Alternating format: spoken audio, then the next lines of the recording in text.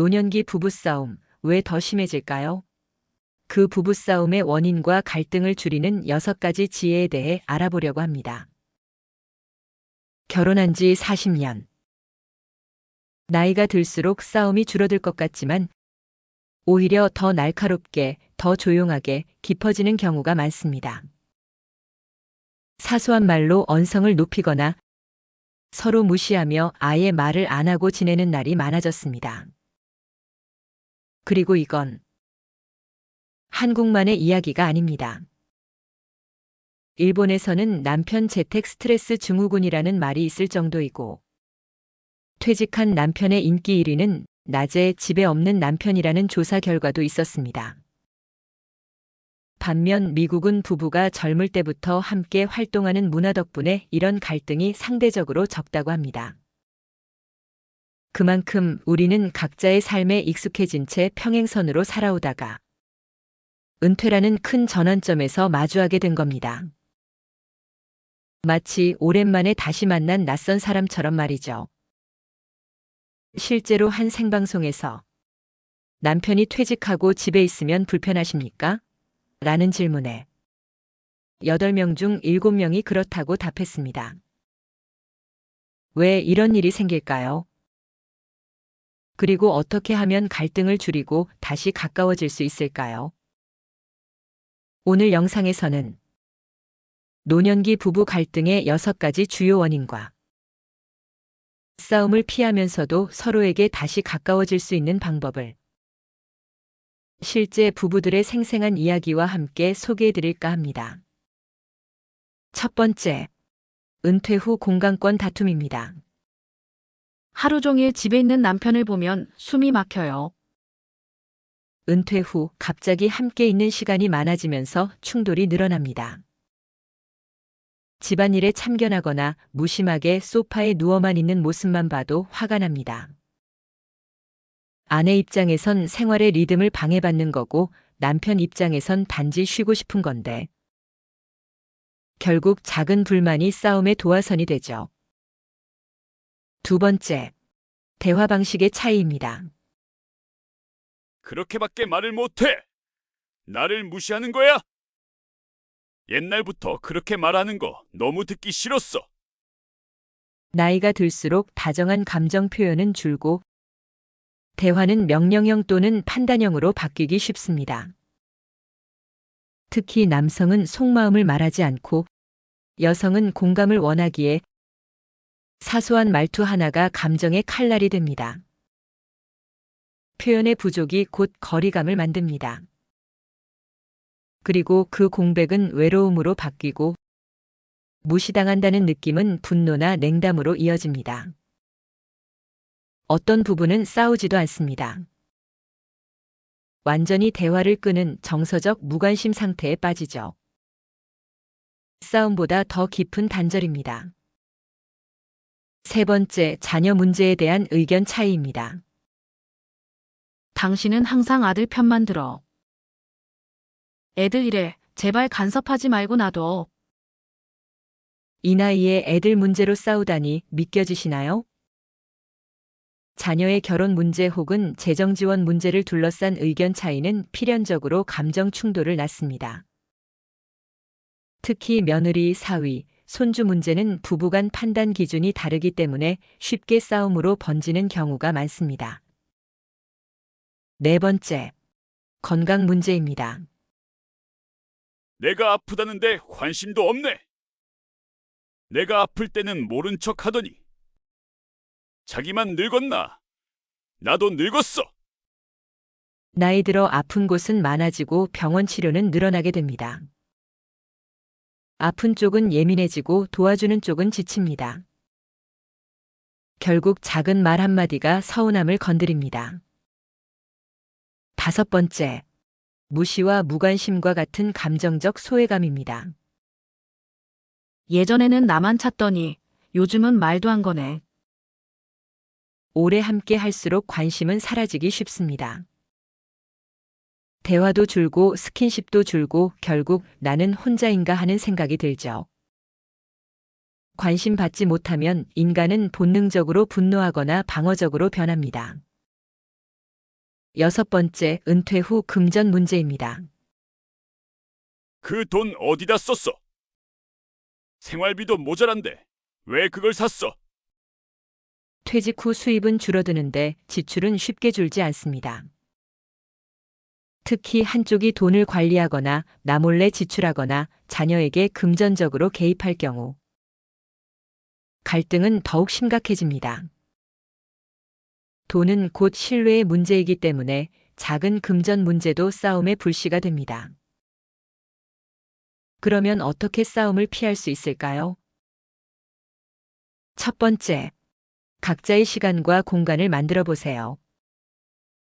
68세의 박순자 씨는 남편이 은퇴한 이후 하루 종일 붙어 있는 게 너무 힘들었다고 합니다. 아침에 밥 해주고 점심 먹고 나면 또 저녁 걱정. 남편은 TV 앞에 늘어져 있고 자신은 계속 뭔가를 해야만 했죠. 그러다 딸의 조언으로 하루에 3시간씩 각자만의 시간을 갖기로 했습니다. 순자 씨는 동네 노인복지관에서 그림 그리기를 시작했고 남편은 근처 공원 산책을 다녔습니다. 놀랍게도 그 시간 덕분에 싸움이 줄고 대화가 늘었다고 말합니다. 보고 싶을 틈이 생기니까 말도 더 잘 나와요. 70세의 김순철 씨, 67세의 김행자 씨 부부는 이번에 이사하면서 각 방을 쓰기로 했습니다. 최근에 순철 씨의 코골이가 심해졌고 갱년기 이후 불면증에 시달리는 행자 씨는 남편의 코골이에 더욱 예민해져 이젠 밤에 거의 잠을 못 잘 지경에 이르렀습니다. 행자 씨의 뒤척이는 소리에 순철 씨도 잠에서 깨곤 합니다. 낮에는 신경이 예민해져 서로에게 짜증을 내고 말도 쏘아붙이는 경우가 많아졌다고 합니다. 이사 후 각자의 방이 생긴 후 조금이라도 숙면을 취하게 된 부부는 이제 마음의 안정을 찾아가고 있는 중이며 자신만의 방에서 취미 생활도 즐길 수 있어 너무 좋다고 합니다. 두 번째, 목소리 톤을 낮추고 고맙다는 말을 습관화하세요. 72세의 정진호 씨 부부는 사소한 말다툼이 잦았습니다. 특히 아내가 하는 일에 남편은 무덤덤했고 아내는 늘 서운했죠. 어느 날 아들이 아빠, 엄마한테 밥 맛있다고 한마디 해봐요. 그거 별거 아니에요. 라고 말합니다. 처음엔 어색했지만 정말로 한번 이거 정말 맛있네. 라고 말했더니 아내의 표정이 확 바뀌는 걸 보고 깜짝 놀랐다고 해요. 그 뒤로 매일 한마디씩 감사하다는 말을 하기로 했습니다. 지금은 예전보다 말싸움이 절반으로 줄었다고 하네요. 세 번째, 대화의 시간을 만들어 보세요. 60세의 김영철 씨 부부는 맞벌이를 하면서 바쁘게 살다 보니 함께 지낼 시간이 많이 없었습니다. 이제는 대부분의 생활이 일정한 패턴으로 굳어져 있어 굳이 상의할 일도 대화할 일도 많지 않았습니다. 그러던 중 친구의 조언으로 참석했던 복지관에서 배운 방법에 따라 매일 저녁 10분간 TV를 끄고 마주 앉기로 했습니다. 오늘 날씨 어땠어? 마트 갔다 왔어? 별 얘기 아닌 대화였지만 점점 대화 주제도 깊어지고 웃음도 늘었습니다. 지금은 손을 잡고 산보도 합니다. 말이 안 통한다는 건 애초에 말할 시간이 없었던 거예요. 네 번째, 이 사람도 나만큼 힘들겠구나 생각하고 바라보는 관점을 바꿔보세요. 66세의 이미자 씨는 남편의 말투에 늘 화가 났습니다. 왜 저렇게 무심하게 말할까? 항상 자기만 알지.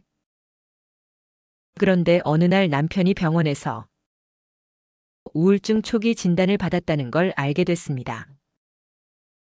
그제서야 깨달았죠. 저 사람도 말은 안 해도 많이 힘들었구나. 그날부터 그 사람의 입장에서 먼저 생각해 보기로 했습니다. 말 자체보다는 그 말의 배경을 이해하려고 했어요. 그랬더니 싸우는 일이 줄더라고요. 다섯 번째, 부부 상담 같은 전문가의 도움을 받아보세요. 75세의 정문식 씨 부부는 정말 한계에 다다랐습니다. 대화는 없고 하루에도 몇 번씩 말다툼을 하고 이혼 이야기까지 나왔죠. 결국 지역 복지관 부부 상담 프로그램에 등록했습니다. 처음엔 창피하다고 생각했는데 상담사가 두 분이 싸우는 건 당연한 거예요. 라고 하니까 마음이 편해지더라고요. 3개월간의 상담 후 두 사람은 싸움 대신 서로의 입장을 설명하는 방법을 배웠고 서로의 입장을 많이 이해하게 되었습니다. 전문가의 도움이 효과가 있을지 의심했지만 역시 전문가는 다르다는 걸 경험했습니다. 누군가 우리 말을 들어주고 정리해주니까 그게 서로를 이해하게 되는 시작이 되었어요. 이처럼 싸움을 줄이고 평화를 되찾는 길은 그렇게 멀지 않습니다. 매일의 사소한 실천, 서로를 이해하려는 마음, 그리고 때로는 도움을 구하는 용기가 부부 사이의 기적을 만들어냅니다. 지금 바로 오늘 저녁부터 그 첫걸음을 시작해보세요. 이번 영상이 도움이 되셨다면 구독과 좋아요 부탁드립니다. 지금까지 지혜의 대나무였습니다. 감사합니다.